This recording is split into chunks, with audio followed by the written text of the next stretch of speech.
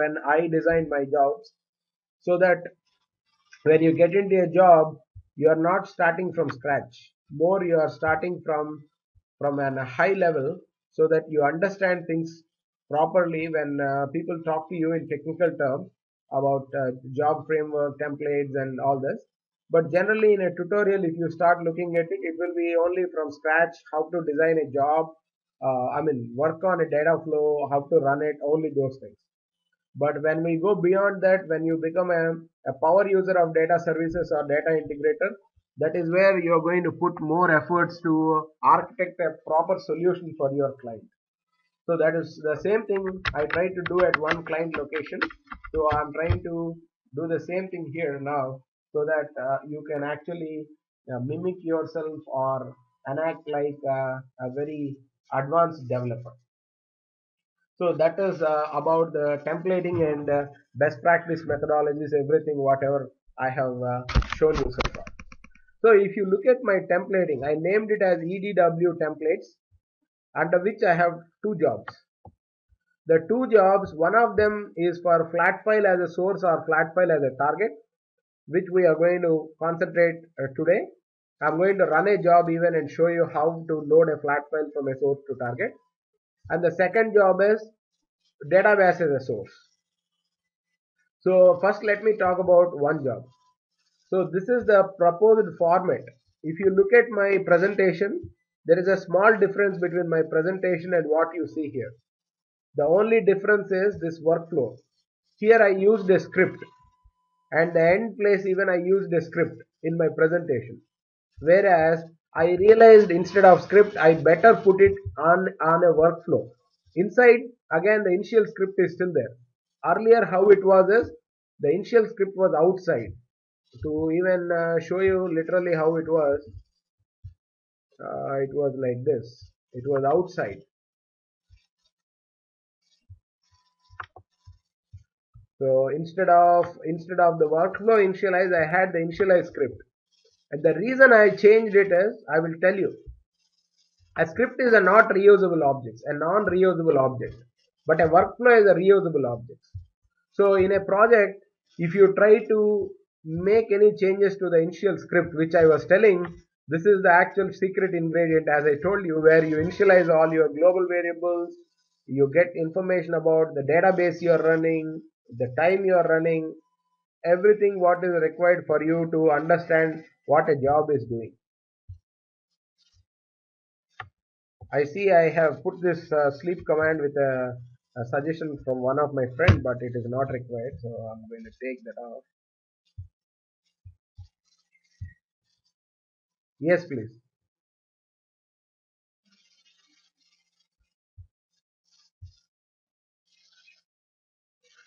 Sure.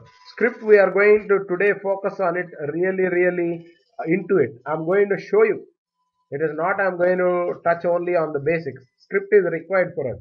So first thing I'm trying to tell you is there is a small or little variation between what you see here and what I put in the presentation. So that's what I try to explain. These two are scripts in my presentation, whereas I made them as workflows now. So the reason for that is I wanted to keep them as reusable objects, because a script is not a reusable object. Okay. So I'm going to take you into the script. Before I take you into the script, let me tell you a little bit on, if you remember, after we create a template, I was always talking about replicating the template or renaming the template. Do you remember? Because this is the template, everyone are going to use the same structure for their own jobs. So how do they do it? I have put here a lengthy job name. If you see, JB, EDW, SA replace me, file name replace me, job ID replace me. And if you get into it, I said WF, EDW, SA replace me, job ID replace me, file name replace me, things like this. So wherever there is job ID replace me, I'm going to replace with the original job ID. Wherever there is SA replace me, I'm going to replace with the subject area. But before we get into this, let me show you what are the naming conventions that are being suggested by data services, and also that I have put up a document proposing this is how you'll have to follow the data services. I mean, I have put up something called development guidelines saying these are the this is the best way for you to start working with and naming your jobs. We are not going to spend too much of time on naming the jobs because more important than naming the job is actually working on the job. So I'll spend a little time just to say this naming, show you this naming conventions document, and I have gone beyond whatever given in the tutorial. In the tutorial even it is very easy they have put in, but I have expanded the tutorial version so that it becomes more friendly, and I have added my experience there. So if you go into the tutorial, this is the one which you are going to follow even from day one. Use the same tutorial while you develop. This is the best case study or best exercise which you can do, and if you are able to finally work on the tutorial and complete it, then you are supposed to be learning most parts or 50% of 50% of data services. Rest of the 50% you'll start learning only when you are in job, because theory wise you may listen to me 100 number of times, but only you will remember it when you practically work on it. So this is the tutorial which you are going to also use, and it comes default with the installation. And for those who doesn't have this tutorial, after the class I'm going to send you this, because this is not my proprietary document. It comes with data services installation. I can share it and you can do whatever you want to do with it. So let me put it into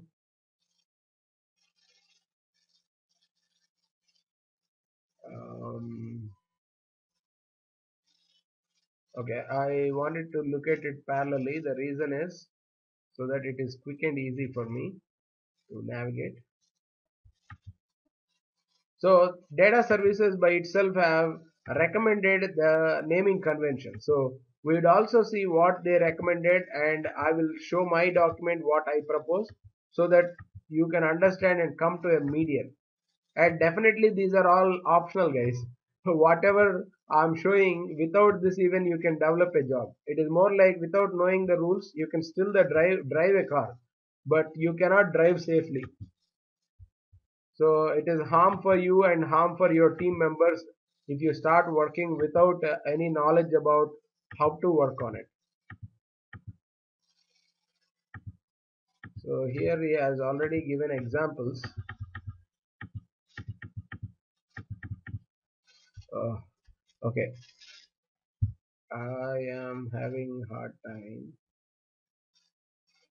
to find those naming conventions. It is in 40th page.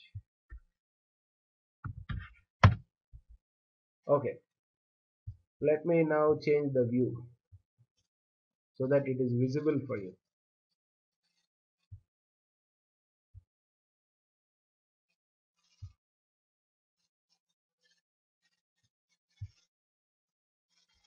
Okay, if you look at the naming conventions, object, the definition of the object was like what is it, any element under data services you can call it as an object. So for each object data services propose a naming convention. For example, if you see here, each job has to start with a prefix as job, each workflow should be with a wf, each data flow should be with a df, and each data store should be with an suffix of ds. So he's giving an example as you should start anything with job underscore the name, workflow underscore the name, data flow underscore the name. When you go to data store, he asks to suffix it instead of prefixing, and there can be a question why we need to suffix, why not we prefix? Sure, you can prefix, no one will stop you from doing it. It is only the metadata wise internally how data services store all this is very important. So when you say job, workflow, and data flow, it is more reusable objects, and so you are indicating it with the job, workflow, and data flow before it. Whereas data store, you can also say it as a ds underscore ods, But sorting wise, this will be a better sorting order for you when you say DWH underscore DS, ODS underscore DS, SRC underscore DS. So it is a naming convention. So it is like our King Charles Jr. or King Charles 3, Charles 4 kind of thing. So don't worry about it. That is the recommended naming convention by data services, and so we'll try to follow that. And you do have my version of the naming convention, which I will show you in a bit. So my version of naming convention, I am proposing not only whatever they have suggested that is being captured here, but I am asking you to go beyond that and say the format of a project folder is project area followed by EDW followed by subject area, because all we were talking about is Ralph Kimball. His way is you'll have definitely a different what is it, data marts. A data mart is a subject area, nothing but a subject area. So I have divided the project name into three. The PJ stands for project, EDW is enterprise data warehouse environment, and then SA stands for subject area. A subject area, for example, is project EDW event, because we are trying to extract some data from an application called as event. Or even to make it easier, we want it to say sales. Obviously, you can do it. It's even easier to remember for you. So we'll say project EDW sales. That is a naming convention that I am suggesting at the project level. And if you go lower to that, it is the same way. I am trying to put out a job. Instead of job, I made it jb. The reason is there is a restriction or limitation for length of the name, because the visibility, I mean, though there is 100 characters or 150 characters you can go up to, visibility wise you cannot, I mean, it is not friendly to read a name of 100 characters. So I wanted to compact it. So I made JB as I mean job as JB, but I expanded job ID, because we are going to replace job ID with a number here. So here I'm going to give a number saying 001, 002, 3, 4, some sequential number, so that at final stage we will know how many jobs we have. So at first we may have be designing only 10 jobs, but after an year, after a couple of years, you will have 100 jobs in your environment. So just not to confuse anyone, I wanted to give a sequence, and it is also a good method so that you will see them in your repository in an sorted order. So it is going to sort based on the number. So I'm trying to put the naming conventions at the job like this,